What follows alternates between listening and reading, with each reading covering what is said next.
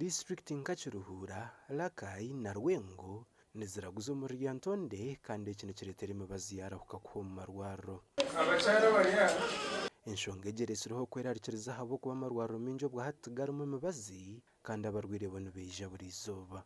Tufuna abarwire abadari hansi ya 50 buri izooba, abakazi abo kukyebezenda tufuna abakazi abadari hansi ya 20 nabo kugemesa abana nabo ni bingi kungo buhereza abo imbazi kugira ngo nebetaruho tusanga ngo abantu umwe bakendera kugira ngo naija amayangwe imbazi teruho agarukayo so tusanga umuhendo no gukendera konga abantu tubine mu weekend bazakora abantu karushana.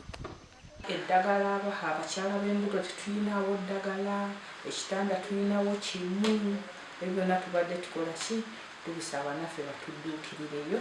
Okwetombwito kutakushanga mu kyaro kya Kabayanda omu Ryantonde ruro omukushwezuma omurimo gw'okwembeka maternity ya Kabayanda Health Center ya kabiri ogwegamira obuhwezi bwa Rotary Metropolitan barukushagikwa government. Kiri ha foundation level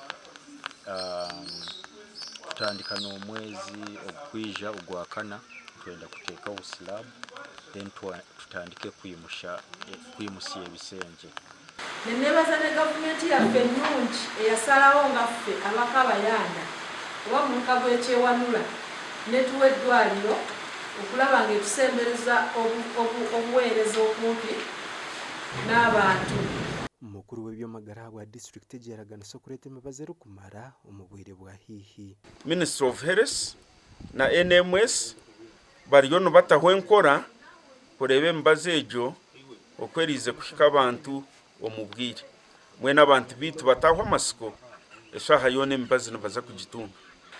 Tuyinawo midwife katubadde tusabayo midwife omulala kubanga gye bali mutuzimbira maternity ward.